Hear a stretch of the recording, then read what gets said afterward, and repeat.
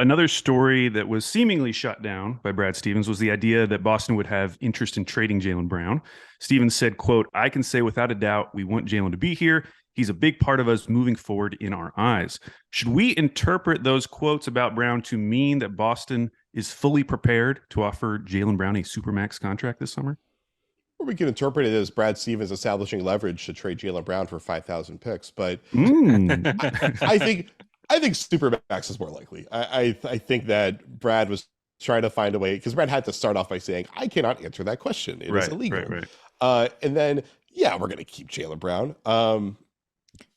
Come on, we know the deal here. If they offer him anything less, it's a complete slap in the face, especially after the discount that he took on his first go around, where he did not get a max contract and saw Tatum get the like rookie super max right away.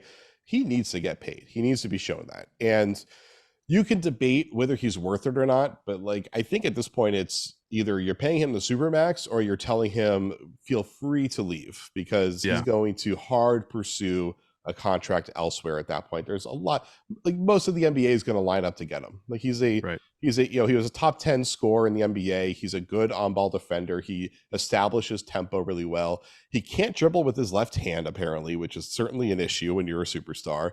He messes up on help defense all the time, which is a huge issue if you're a superstar. But like he does most of the stuff you need to have as your probably your second best player to win a championship. It seems like the Celtics are kind of right at that door. So the Celtics are not they're not going to let him walk. Like that's crazy. You don't do that. If somebody comes in with a trade offer that you absolutely can't refuse, then obviously you got to consider it. They Mm-hmm. considered trading him for Kevin Durant.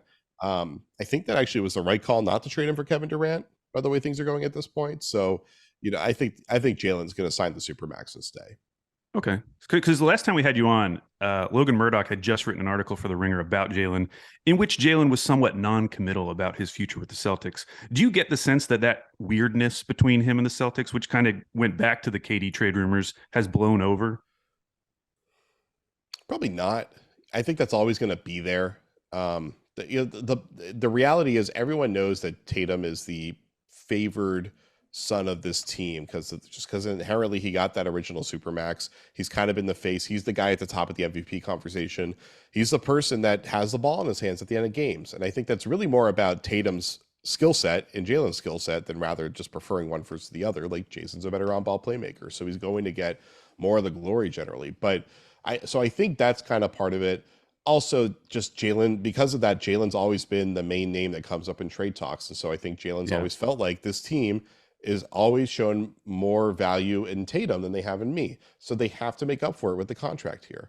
I do think a lot of the things he was saying publicly this year was to try to maintain the pressure on the team, especially in case he didn't get the supermax. Because now that he's gotten the supermax, it's a kind of like a cut and dry situation. You don't offer people less than the supermax unless you're intending for them to leave the way that like Charlotte did with Kemba Walker, who ended up leaving for Boston and then had a great season, then his body fell apart.